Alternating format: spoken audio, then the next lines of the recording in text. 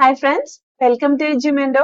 ഇന്ന് ഈ വീഡിയോയിൽ നമ്മൾ ആർട്ടിഫിഷ്യൽ ഇന്റലിജൻസ് എന്താണെന്നാണ് നോക്കാൻ പോകുന്നത്. ആർട്ടിഫിഷ്യൽ ഇന്റലിജൻസ് എന്ന് പറഞ്ഞാൽ എന്താണ്, അതുപോലെ തന്നെ ആർട്ടിഫിഷ്യൽ ഇന്റലിജൻസിന്റെ 4 അപ്രോച്ചസ്, ഈ രണ്ട് കാര്യങ്ങളാണ് ഈ വീഡിയോയിൽ നമ്മൾ നോക്കാൻ പോകുന്നത്. So let's get started.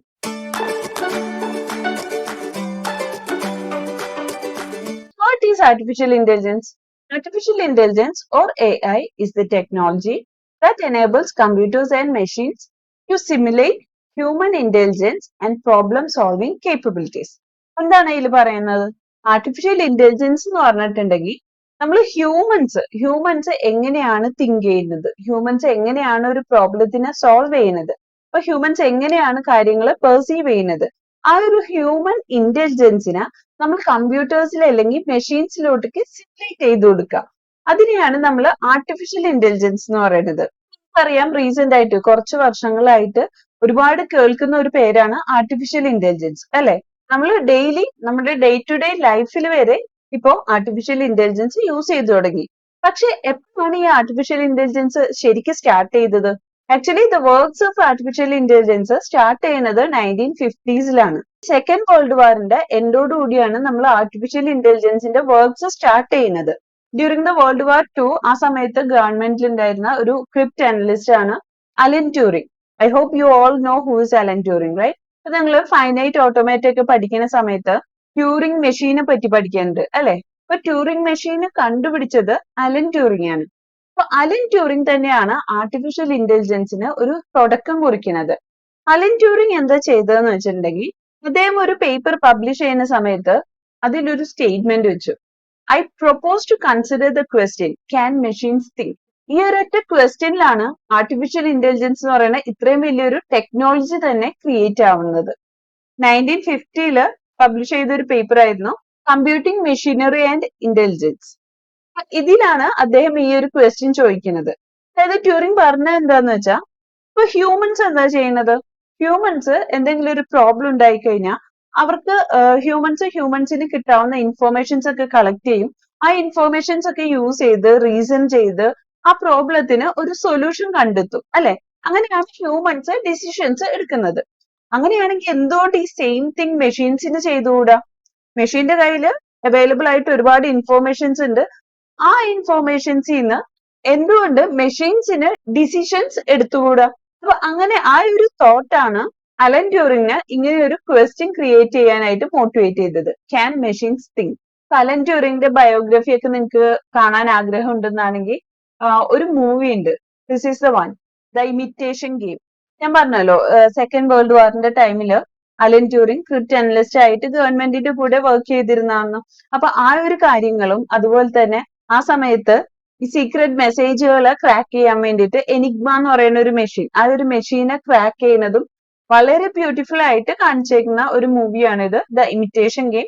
ഇത് AI കണക്റ്റഡ് അല്ല, but if you are interested you can just watch the movie. Okay, so coming back to our topic. അപ്പൊ അലൻ ട്യൂറിംഗ് 1950s ഇങ്ങനെ ഒരു ക്വസ്റ്റ്യൻ പ്രൊപ്പോസ് ചെയ്തു, ക്യാൻ മെഷീൻസ് തിങ്ക് എന്ന് പറയുന്ന ഒരു question. അങ്ങനെയാണ് നമ്മുടെ ആർട്ടിഫിഷ്യൽ ഇന്റലിജൻസിനെ പറ്റിയിട്ടുള്ള ഒരുപാട് വർക്ക്സ് സ്റ്റാർട്ട് ചെയ്യുന്നത്. അപ്പൊ ഒരുപാട് വർക്കുകൾ സ്റ്റാർട്ട് ചെയ്തെങ്കിലും ആർട്ടിഫിഷ്യൽ ഇന്റലിജൻസ് എന്ന് പറയുന്ന ആ ഒരു ടേം അല്ലെങ്കിൽ ആ ഒരു നെയിം നമ്മൾ ഈ ടെക്നോളജിക്ക് കൊടുത്തിട്ടുണ്ടായിരുന്നില്ല. മെഷീൻസ് ഇന്റലിജന്റ് ആണോ, മെഷീൻസിനെ എങ്ങനെ ഇന്റലിജന്റ് ആക്കാൻ പറ്റും, അങ്ങനെയൊക്കെ ഒരുപാട് വർക്കുകൾ സ്റ്റാർട്ട് ചെയ്തു. ലേറ്റർ ഇൻ 1956 നമ്മൾ ആർട്ടിഫിഷ്യൽ ഇന്റലിജൻസ് എന്ന് പറയുന്ന ആ ഒരു ടേം കോയിൻ ചെയ്യുന്നത്. ജോൺ മെക്കാർത്തി ആണ് 1956 ആർട്ടിഫിഷ്യൽ ഇന്റലിജൻസ് എന്ന് പറയുന്ന ആ ഒരു ടേം കോയിൻ ചെയ്യുന്നത്. So we consider John മെക്കാർത്തി as the father of AI. അപ്പോൾ ആർട്ടിഫിഷ്യൽ ഇന്റലിജൻസ് എന്ന് പറയുന്നത് ഒരു വാസ്റ്റ് ഏരിയ ആണ്. അതിന്റെ സബ് ആണ് മെഷീൻ ലേണിംഗ് എന്ന് പറയുന്നത്. മെഷീൻ ലേണിംഗ് സ്റ്റാർട്ട് ചെയ്യുന്നത് 1980s കൂടിയാണ്. ഇനി മെഷീൻ ലേണിംഗിന്റെ തന്നെ ഒരു കുറച്ചുകൂടി ഒരു കോർ പോർഷൻ ആയിട്ട് വരുന്നതാണ് ഡീപ് ലേണിംഗ്. ഡീപ് ലേണിംഗ് 2010 കൂടിയൊക്കെയാണ് ഡീപ് ലേണിംഗിന്റെ വർക്കുകളൊക്കെ സ്റ്റാർട്ട് ചെയ്തു തുടങ്ങിയത്. ഇപ്പൊ 1950s AI വർക്ക്സ് സ്റ്റാർട്ട് ചെയ്തിട്ടുണ്ടെങ്കിലും നമുക്ക് ഇപ്പൊ കുറച്ച് ഇയേഴ്സ് ആയിട്ടാണ് ഒരു നോർമൽ പേഴ്സൺ, ഒരു സാധാരണക്കാരൻ, ഒരു ലെയ്മാനെ സംബന്ധിച്ചിടത്തോളം കുറച്ച് വർഷങ്ങളായിട്ടാണ്, മേ ബി ഒരു 2000 ശേഷമാണ് നമ്മൾ ആർട്ടിഫിഷ്യൽ ഇന്റലിജൻസ് അല്ലെങ്കിൽ AI എന്നുള്ള ടേം കേട്ട് തുടങ്ങുന്നത്, അല്ലെ? അപ്പൊ ഇത്രയും വർഷങ്ങളായിട്ടും ഒരുപാട് വർക്ക്സ് നടക്കുന്നുണ്ടെങ്കിലും എന്തുകൊണ്ടാണ് ഇപ്പോ AI-ക്ക് ഒരു സഡൻ ഗ്രോത്ത് ഉണ്ടാവാൻ കാരണം? ഗ്രോത്ത് എന്നല്ല പറയാ, ഒരു AI ബൂം ഉണ്ടാവാനുള്ള ആ ഒരു റീസൺ എന്താ? ഇപ്പൊ പണ്ട് കാലത്തൊക്കെ AI-യിൽ ഒരുപാട് വർക്ക്സ് നടന്നിരുന്നെങ്കിലും അതൊക്കെ ഒരു നോർമൽ പേഴ്സണ് ഇമ്പോർട്ടന്റ് ആയിട്ടുള്ള വർക്ക്സ് ആയിരുന്നില്ല. ഇപ്പൊ നമ്മള് പണ്ടത്തെ കണ്ടുപിടുത്തങ്ങളെ പറ്റി നോക്കുകയാണെങ്കിൽ ടെസ്ല പോലെയുള്ള കമ്പനീസ് ഒരുപാട് സെൽഫ് ഡ്രൈവിംഗ് കാർസിനെ പറ്റിയിട്ടുള്ള വർക്കുകൾ നടന്നു. അതേപോലെ ഓട്ടോമാറ്റിക് ആയിട്ട് ചെസ് കളിക്കാൻ പറ്റുന്ന സിസ്റ്റംസ്, അങ്ങനെ ഫൈനലി നമ്മൾ ഡീപ് ബ്ലൂ ഒക്കെ ഇൻവെന്റ് ചെയ്തു. അപ്പൊ അതുപോലത്തെ കുറെ വർക്ക്സുകളൊക്കെ ഏർലിയർ ഇയേഴ്സിൽ നടന്നിട്ടുണ്ടെങ്കിലും അതൊന്നും ഒരു സാധാരണക്കാരന്റെ അടുത്തേക്ക് എത്തിയിട്ടുണ്ടായിരുന്നില്ല. പക്ഷെ ഏകദേശം ഒരു 2000ഓട് കൂടി, ഇപ്പൊ ഫോർ എക്സാമ്പിൾ ആയിട്ട് പറയുകയാണെങ്കിൽ ഇപ്പൊ Roomba, I hope you know Roomba. Roomba means ഒരു ഓട്ടോമാറ്റിക് വാക്യൂം ക്ലീനർ ആണ്. റൂംബ ഇൻവെന്റ് ചെയ്തപ്പോ നോർമൽ യൂസേഴ്സിന് അത് ഹെൽപ്ഫുൾ ആയി തുടങ്ങി. ഇപ്പൊ നോർമൽ യൂസറിന്റെ ഒരാൾക്ക് അത് വാങ്ങി അത് അയാളുടെ വീട്ടിൽ യൂസ് ചെയ്യാൻ പറ്റാൻ തുടങ്ങി. അതേപോലെ നമ്മൾ നമ്മുടെ ഡേ ടു ഡേ ലൈഫിൽ ഇപ്പൊ മൊബൈൽ ഫോണിന്റെ കേസ് എടുക്കുകയാണെങ്കിൽ അലക്സ ഉണ്ട്, സിരി ഉണ്ട്, ഓക്കെ ഗൂഗിൾ ഉണ്ട്. അതുപോലെ ഇപ്പൊ എല്ലാവരും യൂസ് ചെയ്യുന്നതാണ് ചാറ്റ് GPT, അല്ലെ? അപ്പൊ ഇതേപോലെ ഒരുപാട് കാര്യങ്ങളിൽ നമ്മളെ പോലെയുള്ള നോർമൽ യൂസേഴ്സിന് ഹെൽപ്ഫുൾ ആയിട്ട് AI-യുടെ ആപ്ലിക്കേഷൻസ് വരാൻ തുടങ്ങി. ഇപ്പൊ ഇന്ന് നമ്മൾ നോക്കുകയാണെങ്കിൽ ഏതൊരു സാധാരണക്കാരനും അറിയാവുന്നതാണ് നമ്മുടെ AI ക്യാമറ. ഇപ്പൊ റോഡിൽ ഇറങ്ങിയിട്ടുണ്ടെങ്കിൽ മൊത്തം AI ക്യാമറാസ് ആണ്. അപ്പൊ ഏതൊരു നോർമൽ പേഴ്സണ് വരെ AI എന്താ അല്ലെങ്കിൽ ആർട്ടിഫിഷ്യൽ ഇന്റലിജൻസ് എന്താന്നൊക്കെ ഉള്ള എന്തെങ്കിലുമൊക്കെ ചെറിയൊരു ഐഡിയ എങ്കിലും കിട്ടിത്തുടങ്ങി. അതുകൊണ്ടാണ് ഇപ്പൊ നമ്മൾ AI എന്ന് പറയുന്ന ടേം ഒരുപാട് കേട്ടു തുടങ്ങിയത്. ഒരുപാട് ആപ്ലിക്കേഷൻസ് ഡെവലപ്പ് ചെയ്ത് തുടങ്ങിയപ്പോ നോർമൽ യൂസേഴ്സിന്റെ അടുത്തോട്ടേക്ക് AI എത്തിത്തുടങ്ങിയപ്പോഴാണ് ഈ AI എന്ന് പറയുന്നത് ഒരു വലിയ ബൂമായിട്ട് സ്റ്റാർട്ട് ചെയ്തു തുടങ്ങിയത്. പക്ഷേ AI എന്ന് പറയുന്നത് ന്യൂ വർക്ക് അല്ലെങ്കിൽ ഒരു ന്യൂ ടെക്നോളജി അല്ല. ഇത് കാലങ്ങളായിട്ട് ഒരുപാട് വർഷങ്ങളായിട്ട് വർക്ക് നടന്നു പോകുന്ന ഒരു ഫീൽഡാണ് ആർട്ടിഫിഷ്യൽ ഇന്റലിജൻസ് എന്ന് പറയുന്നത്. അപ്പൊ ഇത്രയൊക്കെ ഞാൻ പറഞ്ഞത് ഈ AI എന്താന്നുള്ളതിന്റെ ആ ഒരു സബ്ജക്ട് എന്താണ്, ഇതിന്റെ ആപ്ലിക്കേഷൻസ് എന്താണ്, നമുക്ക് ഇതുകൊണ്ട് എന്താണ് ഉപയോഗം എന്നൊക്കെ മനസ്സിലാവാൻ വേണ്ടിയിട്ട് ചെറിയൊരു ഓവർവ്യൂ തന്നതാണ്. ഇനി നമുക്ക് നമ്മുടെ മെയിൻ ടോപ്പിക്കിലോട്ടേക്ക് പോകാം, അതായത് ദ 4 അപ്രോച്ചസ് ഓഫ് AI. ഇത് വളരെ ഇമ്പോർട്ടന്റ് ആയിട്ടുള്ള ഒരു ടോപ്പിക്കാണ്. എല്ലാ തവണയും യൂണിവേഴ്സിറ്റി എക്സാംസിന് ഇതിൽ നിന്നും ക്വസ്റ്റ്യൻസ് കണ്ടിട്ടുണ്ട്. നമ്മൾ AI-യുടെ അപ്രോച്ച് നോക്കുമ്പോൾ 4 അപ്രോച്ചസ് ആണ് ഉള്ളത്. അതായത് ആക്ച്വലി നമുക്ക് ഇതിനെ രണ്ടായിട്ട് തിരിക്കാം. ലെഫ്റ്റിലോട്ടേക്ക് നോക്കുമ്പോൾ ഹ്യൂമൻ സെന്റേർഡ് അപ്രോച്ചസ് ആണ്. അതായത് തിങ്ക് ഹ്യൂമൻലി എന്ന് പറയുന്ന അപ്രോച്ചും ഉണ്ട്, അതുപോലെ ആക്ട് ഹ്യൂമൻലി എന്ന് പറയുന്ന അപ്രോച്ച് ഉണ്ട്. അപ്പൊ ഈ രണ്ട് അപ്രോച്ചും ഹ്യൂമൻസിനെ ബേസ് ചെയ്തിട്ടാണ്. അതുകൊണ്ട് നമുക്ക് ഹ്യൂമൻ സെന്റേർഡ് അപ്രോച്ചസ് ആയിട്ട് കൺസിഡർ ചെയ്യാം. So the left side is human centred approach. നമ്മൾ റൈറ്റ് സൈഡിലോട്ട് നോക്കിയാലോ, റൈറ്റ് സൈഡിൽ നമുക്ക് റാഷണലിസ്റ്റ് അപ്രോച്ച് കാണാം. അതായത് think rationally and act rationally. അപ്പൊ നമുക്ക് 4 അപ്രോച്ചസ് ഉള്ളതിൽ ഹ്യൂമൻ സെന്റേർഡ് അപ്രോച്ചസ് ആണ് think humanly and act humanly. അതേപോലെ റാഷണലിസ്റ്റ് അപ്രോച്ച് ആണ് think rationally and act rationally. അപ്പൊ രണ്ട് കാര്യങ്ങൾ നമ്മളുടെ തിങ്കിങ്, നമ്മൾ ആലോചിക്കുന്നത് എങ്ങനെയാണെന്നുള്ളതിനെ ബേസ് ചെയ്തിട്ടാണ് രണ്ട് കാര്യങ്ങൾ തിങ്ക് ഹ്യൂമൻലിയും തിങ്ക് റാഷണലിയും വരുന്നത്. അതേപോലെ നമ്മൾ എങ്ങനെ ബിഹേവ് ചെയ്യുന്നു, നമ്മളുടെ ആക്ഷൻ എന്താണെന്നുള്ളതിനെ ബേസ് ചെയ്തിട്ടാണ് ബോട്ടമിലുള്ള രണ്ട് കാര്യങ്ങൾ act humanly and act rationally വരുന്നത്. ഹ്യൂമൻലി എന്ന് പറയുമ്പോൾ എന്താ, നമുക്കിപ്പോ ഒരു പ്രോബ്ലം കിട്ടിയിട്ടുണ്ടെങ്കിൽ നമ്മൾ ഹ്യൂമൻസ് എങ്ങനെയാണ് അതിനെ ഇവാലുവേറ്റ് ചെയ്യുന്നത്, നമ്മൾ എങ്ങനെയാണ് അതിനെ പ്രോസസ് ചെയ്യുന്നത്, ആൻഡ് എങ്ങനെയാണ് നമ്മൾ ഒരു കൺക്ലൂഷനിലോട്ട് എത്തുന്നത്, നമ്മൾ എന്ത് ആക്ഷൻ ആണ് അതിന് പ്രൊവൈഡ് ചെയ്യുന്നത്, ഇതൊക്കെയാണ് ഹ്യൂമൻ സെന്റേർഡ് അപ്രോച്ചിൽ വരുന്നത്. പക്ഷെ റാഷണലിസ്റ്റ് അപ്രോച്ച് എന്ന് പറയുമ്പോൾ എന്താ, നമ്മളൊരു സിസ്റ്റത്തിന് റാഷണൽ ആണെന്ന് പറയുന്നത് if it does the right thing, right ആയിട്ടുള്ളത് എന്താണോ അത് ചെയ്യുന്ന സിസ്റ്റത്തിനെയാണ് നമ്മൾ റാഷണൽ സിസ്റ്റം എന്ന് പറയുന്നത്. അതായത് എപ്പോഴും അത് തരുന്നത് ഒരു ഐഡിയൽ ആയിട്ടുള്ള പെർഫോമൻസ് ആയിരിക്കും, അല്ലെങ്കിൽ ഐഡിയൽ ആയിട്ടുള്ള ഒരു സൊല്യൂഷൻ ആയിരിക്കും. ഇപ്പൊ എക്സാക്ട് ഐഡിയൽ സൊല്യൂഷൻ നമുക്ക് കിട്ടിയില്ലെങ്കിലും അതിനോട് നിയറസ്റ്റ് ആയിട്ട് നമുക്ക് തരാവുന്ന സൊല്യൂഷൻ എന്താണ്, ആ ഒരു സൊല്യൂഷനിലോട്ടേക്കായിരിക്കും ഒരു റാഷണൽ ആയിട്ടുള്ള സിസ്റ്റം എത്തിച്ചേരുന്നത്. പക്ഷെ ഹ്യൂമൻസിന് എന്താ, ഹ്യൂമൻസ് എന്ന് പറയുമ്പോൾ ഇപ്പോ നമുക്കൊരു കാര്യം ഇന്നതാണ് ശരി എന്നുള്ളത് നമുക്ക് അറിയാമെങ്കിൽ കൂടി നമ്മളുടെ മനസ്സ് ചിലപ്പോൾ അതിനെ സമ്മതിക്കാണ്ട് വരും, അല്ലെ? നമുക്ക് ഇമോഷൻസ് ഉണ്ടാവാം, നമ്മൾ പല കാര്യങ്ങളെയും വാല്യൂ ചെയ്തിട്ടാണ് ഒരു തീരുമാനത്തിലോട്ട് എത്തുന്നത്. ഈവൻ ഇഫ് അത് ശരിയല്ല എന്ന് തോന്നിയാൽ പോലും നമ്മൾ ചെയ്യുന്ന പല കാര്യങ്ങളും ഉണ്ടാവും, അല്ലെ? അതാണ് ഹ്യൂമനും റാഷണലും തമ്മിലുള്ള ഡിഫറൻസ് എന്ന് പറയുന്നത്. അപ്പൊ ഇതാണ് 4 അപ്രോച്ചസ് ഓഫ് AI. അപ്പൊ നമുക്ക് ഇതില് ഓരോ അപ്രോച്ചസും ഇൻഡിവിജ്വൽ ആയിട്ട് നോക്കാം. സോ നമുക്ക് ഫസ്റ്റ് ആക്ട് ഹ്യൂമൻലി അല്ലെങ്കിൽ ദ ട്യൂറിംഗ് ടെസ്റ്റ് അപ്രോച്ച് എന്താണെന്നുള്ളത് കാണാം. അപ്പൊ ഈ ഒരു അപ്രോച്ച് പ്രൊപ്പോസ് ചെയ്തത് അലൻ ട്യൂറിംഗ് ആണ്. 1950-ലാണ് അലൻ ട്യൂറിംഗ് ഈ ഒരു ട്യൂറിംഗ് ടെസ്റ്റ് അപ്രോച്ച് കൊണ്ടുവരുന്നത്. അതായത് ഞാൻ നേരത്തെ പറഞ്ഞു അദ്ദേഹത്തിന്റെ ഒരു പേപ്പറിൽ ക്യാൻ മെഷീൻസ് തിങ്ക് എന്ന് പറയുന്ന ഒരു ക്വസ്റ്റ്യൻ പ്രൊപ്പോസ് ചെയ്തു. അപ്പോൾ മെഷീന് തിങ്ക് ചെയ്യാൻ പറ്റുന്നുണ്ടെങ്കിൽ അല്ലെങ്കിൽ മെഷീൻ ഇന്റലിജന്റ് ആണെങ്കിൽ നമ്മൾ അത് ടെസ്റ്റ് ചെയ്യണം അല്ലെ? ഒരു മെഷീൻ ഇന്റലിജന്റ് ആയിട്ട് വർക്ക് ചെയ്യുന്നുണ്ടോ ഇല്ലേ എന്നുള്ളത് നമ്മൾ ടെസ്റ്റ് ചെയ്യണം. അതിനെ ടെസ്റ്റ് ചെയ്യാൻ വേണ്ടിയിട്ടാണ് ഈ ഒരു ട്യൂറിംഗ് ടെസ്റ്റ് അപ്രോച്ച് കൊണ്ടുവന്നത്. ഈ ഒരു ടെസ്റ്റ് എങ്ങനെയാണ് നടക്കുന്നതെന്ന് വെച്ചിട്ടുണ്ടെങ്കിൽ ഒരു ഇൻട്രോഗേറ്റർ ഉണ്ടായിരിക്കും. അപ്പൊ ഇവിടെ ഒരു ബാരിയർ ഉണ്ടാവും. Let's assume that it's A വാൾ. അപ്പൊ ഈ ഒരു വാളിന്റെ ഒരു സൈഡിൽ ഇൻട്രോഗേറ്റർ ഉണ്ടായിരിക്കും.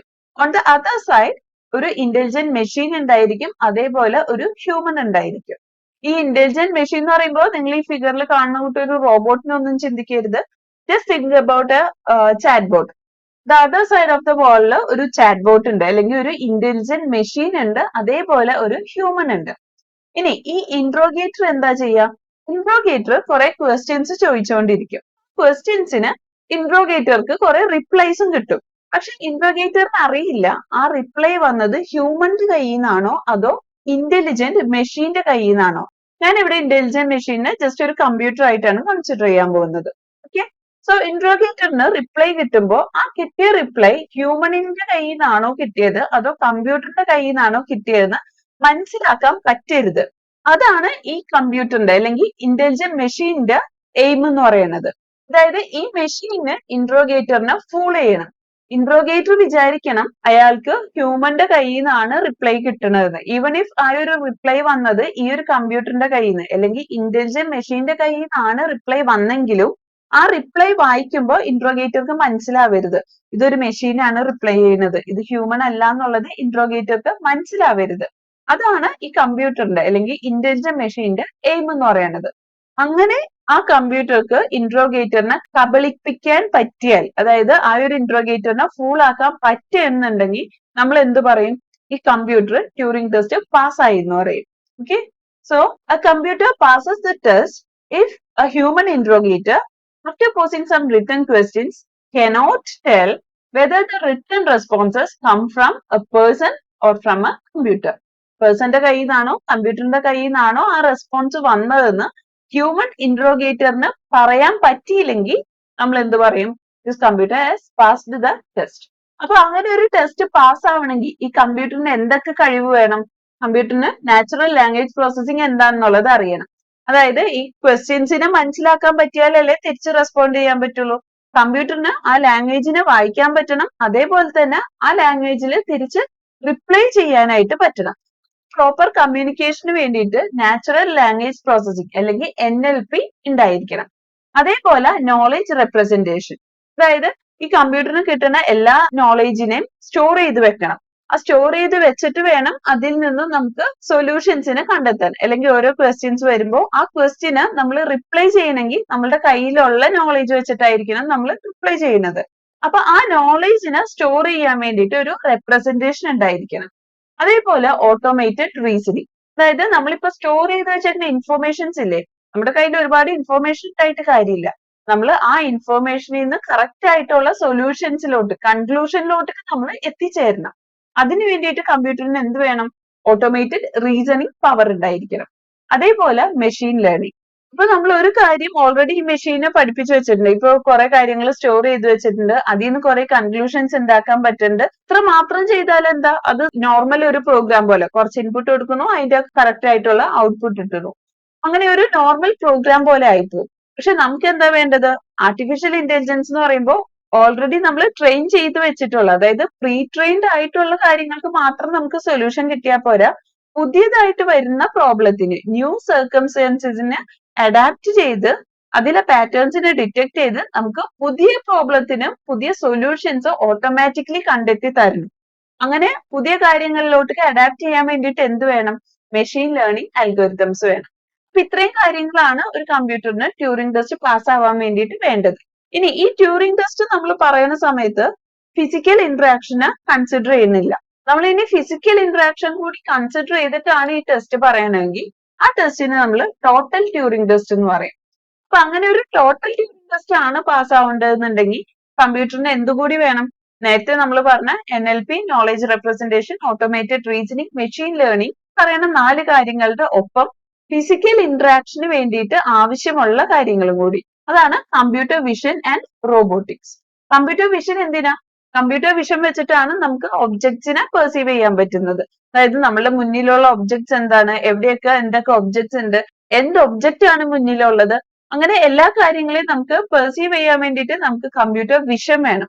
അതേപോലെ തന്നെ മൂവ്മെന്റ്സിന് വേണ്ടിയിട്ട് എന്ത് വേണം? റോബോട്ടിക്സ് വേണം.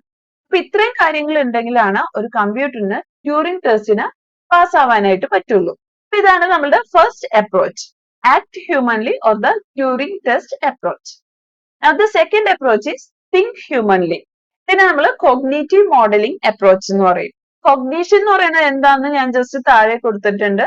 Cognition refers to the mental action or process of acquiring knowledge and understanding through thought, experience and the senses. അതായത് നമ്മൾ നമ്മളുടെ എക്സ്പീരിയൻസിൽ നിന്ന്, നമ്മളുടെ ചിന്തകളിൽ നിന്ന് നമ്മൾ ഉണ്ടാക്കിയെടുക്കുന്ന നോളേജ് അല്ലെങ്കിൽ നമ്മൾ മനസ്സിലാക്കുന്ന കാര്യങ്ങൾ, അതിനെയാണ് നമ്മളൊരു കൊഗ്നീഷൻ എന്ന് പറയുന്നത്. അതാണ് കോഗ്നേറ്റീവ് മോഡലിംഗ് അപ്രോച്ചിൽ പറയുന്നത്. അപ്പൊ ഇതാണ് നമ്മൾ ശരിക്കും ഒരു ഹ്യൂമൻ എങ്ങനെയാണ് ചിന്തിക്കുന്നത് അതേപോലെ കമ്പ്യൂട്ടർ തിങ്ക് ചെയ്യണം. അതാണ് നമ്മൾ ഈ ഒരു അപ്രോച്ചിൽ പറയുന്നത്. So if you are going to say that a given program thinks like a human, we must have some way of determining how humans think.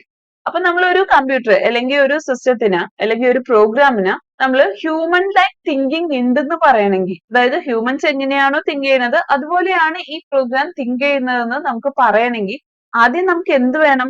Humans എങ്ങനെയാണ് തിങ്ക് ചെയ്യുന്നത് എന്നുള്ളത് അറിയണം, അല്ലെ? അതിന് വേണ്ടിയിട്ട് നമുക്ക് ഹ്യൂമൻ മൈൻഡ്സിന്റെ ആക്ച്വൽ വർക്കിംഗ് എന്താണെന്നുള്ളത് അറിയേണ്ടി വരും. അത് മനസ്സിലാക്കാൻ വേണ്ടിയിട്ട് 3 ways ആണുള്ളത്. First one is through introspection. Introspection എന്ന് പറഞ്ഞിട്ടുണ്ടെങ്കിൽ നമ്മൾ നമ്മളെ തന്നെ ഒബ്സർവ് ചെയ്യുക എന്നുള്ളതാണ്. Trying to catch our own thoughts as they go by. നമ്മൾ ഓരോ കാര്യം ചിന്തിക്കുമ്പോഴും നമ്മളുടെ ചിന്ത എങ്ങനെയാണ് പോകുന്നത്, ഏതൊക്കെ ഡയറക്ഷനിലൂടെയാണ് നമ്മളുടെ തോട്ട്സ് പോകുന്നത് എന്നുള്ളത് നമ്മൾ സ്വയം മനസ്സിലാക്കുന്നതാണ് ഇൻട്രോസ്പെക്ഷൻ എന്ന് പറയുന്നത്.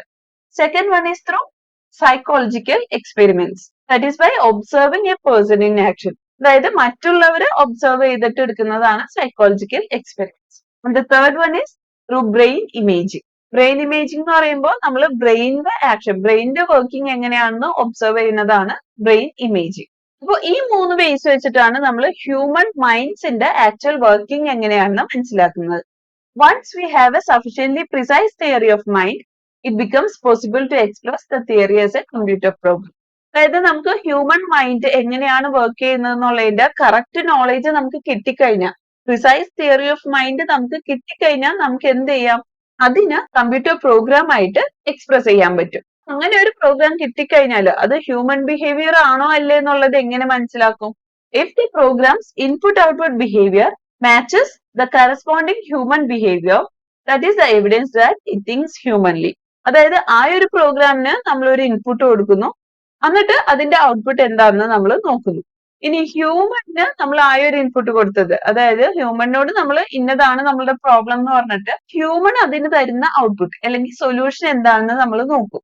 ആ സെയിം ഇൻപുട്ട് ഔട്ട്പുട്ട് ഹ്യൂമന് നമ്മൾ ഒരു ഇൻപുട്ട് കൊടുക്കുമ്പോൾ ഹ്യൂമൻ തരുന്ന ഔട്ട്പുട്ട്, ആ ഇൻപുട്ട് ഔട്ട്പുട്ട് ബിഹേവിയർ തന്നെയാണ് നമ്മളിപ്പോ ക്രിയേറ്റ് ചെയ്ത പ്രോഗ്രാം തരുന്നതെങ്കിൽ നമുക്ക് എന്ത് പറയാം? This program thinks like a human or the program thinks humanly എന്ന് പറയാം. അപ്പൊ ഇതാണ് തിങ്ക് ഹ്യൂമൻലി എന്ന് പറയുന്ന അപ്രോച്ച് അല്ലെങ്കിൽ നമ്മുടെ cognitive modelling approach. Now the third one is thinking rationally or the laws of thought approach. ഇവിടെയാണ് നമ്മളുടെ ലോജിക് വരുന്നത്. നമ്മളുടെ propositional logic, first order logic, അങ്ങനത്തെ ലോജിക്സ് ഒക്കെ യൂസ് ചെയ്യുന്നത് ഈ ഒരു അപ്രോച്ചിലാണ്. അതായത് നമുക്ക് കുറെ പ്രിമൈസസ് തരും, കറക്റ്റ് ആയിട്ടുള്ള പ്രിമൈസസ് ആണ് നമുക്ക് തരുന്നതെങ്കിൽ നമുക്ക് അതിൽ നിന്ന് കറക്റ്റ് ആയിട്ടുള്ള കൺക്ലൂഷനിലോട്ട് എത്താൻ പറ്റും. Syllogisms provided patterns for argument structures that always yielded correct conclusions when given correct premises. Syllogism എന്ന് പറഞ്ഞിട്ടുണ്ടെങ്കിൽ ഒരു റീസണിങ് അപ്രോച്ച് ആണ്. അതായത് നമുക്ക് കുറെ പ്രിമൈസസ് തരും, എന്നിട്ട് ആ പ്രിമൈസസിൽ നിന്ന് നമ്മൾ ഒരു കൺക്ലൂഷനിലോട്ട് എത്തുന്നതാണ് സിലോജിസം എന്ന് പറയുന്ന അപ്രോച്ച്. അതിന്റെ ഒരു എക്സാമ്പിൾ ഇവിടെ തന്നിട്ടുണ്ട്. Socrates is a man, all men are mortal. അപ്പൊ ഈ രണ്ട് statement, Socrates is a man എന്ന് പറയുന്ന സ്റ്റേറ്റ്മെന്റും ഓൾ മെൻ ആർ മോർട്ടൽ എന്ന് പറയുന്ന സ്റ്റേറ്റ്മെന്റും ഇത് രണ്ടും നമ്മുടെ പ്രിമൈസസ് ആണ്. So if both the premises are correct, നമുക്ക് എന്ത് പറയാം? നമുക്ക് കറക്റ്റ് ആയിട്ടുള്ള ഒരു കൺക്ലൂഷനിലോട്ട് എത്താൻ പറ്റും. ഇപ്പൊ ഇവിടെ നോക്കിയേ, സോക്രട്ടീസ് ഒരു മാൻ ആണെന്ന് പറയുന്നു, അതേപോലെ എല്ലാ മെന്നും മോർട്ടൽ ആണെന്ന് പറയുന്നു. അപ്പൊ നമുക്ക് എന്ത് പറയാം?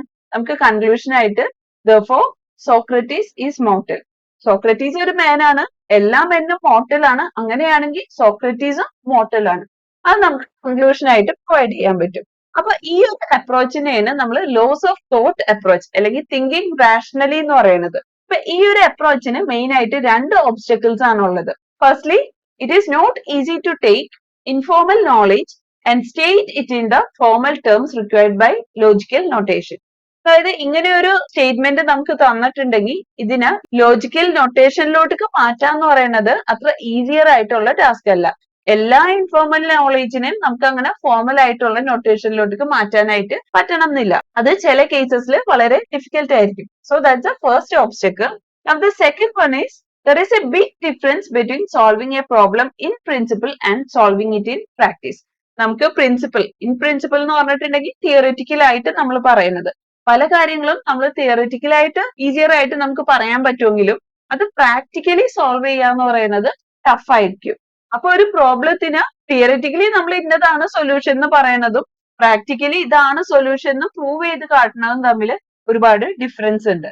അപ്പൊ ഇത് രണ്ടുമാണ് ഈ ഒരു അപ്രോച്ചിന്റെ ലോസ് ഓഫ് തോട്ട് എന്ന് പറയുന്ന അപ്രോച്ചിന്റെ മെയിൻ ആയിട്ടുള്ള രണ്ട് obstacles. Now the last one is acting rationally or the rational agent approach. rational agent എന്ന് പറയുന്നത് ഒരു ഇമ്പോർട്ടന്റ് ടോപ്പിക് ആട്ടോ. rational agent എന്താന്ന് പറയുന്നതിന് മുന്നേ what is an agent? An agent is just something that acts. എന്തെങ്കിലുമൊക്കെ ആക്ഷൻ പ്രൊവൈഡ് ചെയ്യുന്ന ഒരു സംഭവമാണ് ഏജന്റ് എന്ന് പറയുന്നത്. നമ്മൾ കമ്പ്യൂട്ടർ പ്രോഗ്രാംസ് നോക്കിയെങ്കിൽ all computer programs do something. ഏത് കമ്പ്യൂട്ടർ പ്രോഗ്രാം എടുത്താലും അത് എന്തെങ്കിലുമൊക്കെ ചെയ്യുന്നുണ്ട് അല്ലെ? പക്ഷെ ഏജന്റ് എന്ന് പറയുന്നത് ഒരു കമ്പ്യൂട്ടർ പ്രോഗ്രാം പോലെയല്ല, അതിനേക്കാൾ കൂടുതലായിട്ട് കാര്യങ്ങൾ ചെയ്യുന്നതാണ് ഒരു ഏജന്റ് എന്ന് പറയുന്നത്. Computer agents can operate autonomously, perceive their environment, persist over a prolonged time period, adapt to change and create and pursue goals. അതായത് കമ്പ്യൂട്ടർ ഏജന്റ്സിന് കുറച്ചും കൂടി കൂടുതലായിട്ട് ചെയ്യാൻ പറ്റും. നോർമൽ കമ്പ്യൂട്ടർ പ്രോഗ്രാംസിനേക്കാളും കുറച്ചും കൂടി കൂടുതലായിട്ട് ചെയ്യാൻ പറ്റും. അതായത് അവർക്ക് ഓട്ടോമാറ്റിക് ആയിട്ട് ഓട്ടോണോമസ്ലി അതിനെ ഓപ്പറേറ്റ് ചെയ്യാൻ പറ്റും. അതിന്റെ ചുറ്റുമുള്ള എൻവയൺമെന്റ് എന്താണെന്ന് അതിന് പെർസീവ് ചെയ്യാൻ പറ്റും. പുതിയ പുതിയ സർക്കംസ്റ്റാൻസസിനനുസരിച്ച് അതിന് ചേഞ്ച് ചെയ്യാൻ പറ്റും. പുതിയ കൺക്ലൂഷൻസ് അല്ലെങ്കിൽ പുതിയ ആക്ഷൻസിന് സ്വയം തിരഞ്ഞെടുക്കാനായിട്ടൊക്കെ പറ്റും. ഇതാണ് ഒരു കമ്പ്യൂട്ടർ ഏജന്റ് എന്ന് പറയുന്നത്. അങ്ങനെയാണെങ്കിൽ ഒരു ഏജന്റിന് നമ്മൾ എപ്പോഴാണ് റാഷണൽ ആണെന്ന് പറയുന്നത്? rational agent is one that acts so as to achieve the best outcome or when there is uncertainty the best expected outcome. Rationalism എന്ന് പറഞ്ഞപ്പോ തന്നെ ഞാൻ പറഞ്ഞില്ലേ, റാഷണൽ എന്ന് പറഞ്ഞാൽ എന്താ? നമുക്ക് എപ്പോഴും റൈറ്റ് ആയിട്ടുള്ളത് എന്താ അല്ലെങ്കിൽ ബെസ്റ്റ് ആയിട്ടുള്ളത് എന്താന്ന് കിട്ടണം. അതായത് ഏറ്റവും ഐഡിയൽ സൊല്യൂഷൻ വേണം നമുക്ക് കിട്ടാനായിട്ട്. അപ്പൊ റാഷണൽ ഏജന്റ് എന്ന് പറയുന്നത് വെറുതെ എന്തെങ്കിലുമൊക്കെ ആക്ഷൻസ് പ്രൊവൈഡ് ചെയ്താൽ പോരാ, ഏറ്റവും ബെസ്റ്റ് ഔട്ട്കം എന്താണോ അതിലോട്ടാണ് നമുക്ക് എത്തേണ്ടത്. ആ ബെസ്റ്റ് ഔട്ട്കം ഇനി നമുക്ക് അൺസർട്ടൻ ആണെന്ന് വിചാരിക്കുക, അതായത് ബെസ്റ്റ് ഔട്ട്കം എന്താണെന്ന് നമുക്ക് അറിയില്ല. അങ്ങനെയാണെങ്കിൽ ബെസ്റ്റ് എക്സ്പെക്റ്റഡ് ഔട്ട്കം, കിട്ടാവുന്നതിൽ വെച്ചിട്ട് ഏറ്റവും ബെസ്റ്റ് ആയിട്ടുള്ള ഔട്ട്കം എന്താണോ അതാണ് നമുക്ക് അച്ചീവ് ചെയ്യേണ്ടത്. അങ്ങനെ അച്ചീവ് ചെയ്യുന്ന ഏജന്റിനെയാണ് നമ്മൾ റാഷണൽ ഏജന്റ് എന്ന് പറയുന്നത്. Making correct inferences as in case of laws of thought is sometimes a part of being a rational agent. Because one way to act rationally is to reason logically to the conclusion. ഈ ഒരു point എന്താ ഉദ്ദേശിക്കുന്നത്? ഇപ്പൊ ഒരു agent rational agent ആണെന്ന് പറയണതിന്റെ അതിന്റെ തന്നെ ഒരു പാർട്ടാണ് കറക്റ്റ് ഇൻഫ്ലുവൻസസ് ഉണ്ടാക്കുക എന്ന് പറയുന്നത്. ഇപ്പൊ നമ്മൾ പ്രീവിയസ് അപ്രോച്ചിൽ ലോസ് ഓഫ് തോട്ട് അപ്രോച്ചിൽ കണ്ടു കുറെ ഇൻഫ്ലുവൻസസ് ഉണ്ടാവും. ആ ഇൻഫ്ലുവൻസുകളിൽ നിന്ന് നമ്മൾ എന്ത് ചെയ്യും? കറക്റ്റ് കൺക്ലൂഷനിലോട്ട് എത്തും. അതേപോലെ ഇവിടെ നമ്മൾ കറക്റ്റ് ആയിട്ടുള്ള ഇൻഫ്ലുവൻസസ് യൂസ് ചെയ്ത് ഒരു കൺക്ലൂഷനിലോട്ട് എത്താന്ന് പറയുന്നത് അതും റേഷണൽ ഏജന്റിന്റെ ഒരു പാർട്ടായിട്ട് നമുക്ക് കൺസിഡർ ചെയ്യാൻ പറ്റും. കാരണം one way to act rationally is to reason logically to the conclusion. അതായത് rationally ആക്ട് ചെയ്യാന്ന് പറഞ്ഞാൽ എന്താ? ഏറ്റവും ബെസ്റ്റ് ഉള്ള ആക്ഷൻ എടുക്കുക എന്ന് പറയുന്നതാണ്. ഏറ്റവും ബെസ്റ്റ് ആയിട്ടുള്ള ആക്ഷൻ എടുക്കണമെങ്കിൽ നമ്മൾ കറക്റ്റ് ആയിട്ട് ചിന്തിച്ചിട്ട് വേണം കൺക്ലൂഷനിലോട്ട് എത്താൻ. അതായത് ലോജിക്കലി ചിന്തിച്ചിട്ട് വേണം നമ്മൾ കറക്റ്റ് ആയിട്ടുള്ള ഒരു കൺക്ലൂഷനിലോട്ട് എത്താനായിട്ട്. അതുകൊണ്ട് തന്നെ നമുക്ക് മേക്കിംഗ് കറക്റ്റ് ഇൻഫറൻസസ് എന്ന് പറയുന്നത് റാഷണൽ ഏജന്റിന്റെ ഒരു പാർട്ടാണെന്നുള്ളത് പറയാം. പക്ഷെ നെക്സ്റ്റ് പോയിന്റിൽ നോക്കിയേ, there are also ways of acting rationally that cannot be said to involve inferences. അതായത് എപ്പോഴും റാഷണൽ ആയിട്ട് ആക്ട് ചെയ്യാനായിട്ട് നമുക്ക് ഇൻഫ്ലുവൻസസ് വേണമെന്നില്ല. റാഷണൽ ആയിട്ട് ആക്ട് ചെയ്യാനായിട്ട് നമുക്ക് ഇൻഫ്ലുവൻസസ് യൂസ് ചെയ്തിട്ടും ആക്ട് ചെയ്യാം. പക്ഷെ ഇൻഫ്ലുവൻസസ് യൂസ് ചെയ്യാണ്ടും നമുക്ക് റാഷണൽ ആയിട്ട് ആക്ട് ചെയ്യാൻ പറ്റും. അതിന്റെ ഒരു എക്സാമ്പിൾ ഇവിടെ കൊടുത്തിട്ടുണ്ട്. റീകോയിലിംഗ് ഫ്രം എ ഹോട്ട് സ്റ്റവ്. അതായത് ഇപ്പൊ നമ്മളൊരു ഹോട്ട് സ്റ്റവില് ഇട്ട് വെക്കുക, അല്ലെങ്കിൽ നമ്മളുടെ കൈ ഒന്ന് ഹോട്ട് സ്റ്റവില് അറിയാണ്ട് കൊണ്ടു. അപ്പൊ നമ്മൾ എന്താ ചെയ്യാ? നമ്മൾ കൈ എടുക്കും അല്ലെ, പെട്ടെന്ന് തന്നെ നമ്മൾ കൈ വലിക്കും. അതൊരു റിഫ്ലെക്സ് ആക്ഷൻ ആണ്, റൈറ്റ്? അല്ലാണ്ട് നമ്മൾ ആ സമയത്ത് ഇൻഫ്ലുവൻസസ് ഉണ്ടാക്കാനായിട്ട് നിൽക്കില്ല. ഇപ്പൊ ലോസ് ഓഫ് തോട്ട് അപ്രോച്ച് ആണെങ്കിൽ എന്താ, കറക്റ്റ് ഇൻഫ്ലുവൻസസ് ഉണ്ടാക്കിയിട്ട് ആ ഇൻഫ്ലുവൻസിൽ നിന്നാണ് നമ്മൾ കൺക്ലൂഷനിൽ എത്തുന്നത്. ഇപ്പൊ നമ്മൾ ഒരു ഹോട്ട് സ്റ്റവില് അറിയാണ്ട് കൈ കൊണ്ട സമയത്ത് ലോസ് ഓഫ് തോട്ട് അപ്രോച്ച് ആണ് ചെയ്യണമെന്നുണ്ടെങ്കിൽ എന്തായിരിക്കും ഇവിടെ ഉണ്ടാവുക? ഇപ്പൊ നമ്മൾ ചിന്തിക്കുന്നത്, നമ്മളുടെ കൈ ഇപ്പൊ ഒരു ഹോട്ട് സ്റ്റവില് കൊണ്ടു, ഹോട്ട് ആയിട്ടുള്ള ഒരു സാധനത്തില് നമ്മുടെ കൈ കൊണ്ടിട്ടുണ്ടെങ്കിൽ ആ ചൂട് നമ്മുടെ കൈമ കൊള്ളും, നമ്മുടെ കൈ പൊള്ളും. അപ്പൊ നമ്മൾ കൈ എടുക്കണം. അതൊക്കെ ഇൻഫ്ലുവൻസസ് യൂസ് ചെയ്തിട്ട് നമ്മളൊരു കൺക്ലൂഷനിലോട്ട് എത്തുന്നതാണ്. അപ്പൊ നമ്മൾ അത്രയും ഇൻഫ്ലുവൻസസ് നോക്കിയിട്ടാണ് നമ്മൾ കൈ എടുക്കണം, കൈ ആ സ്റ്റൗമെന്ന് എടുക്കണം, അല്ലെങ്കിൽ കൈ പൊള്ളും എന്നുള്ള ഒരു കൺക്ലൂഷനിലോട്ട് എത്തുന്നത്.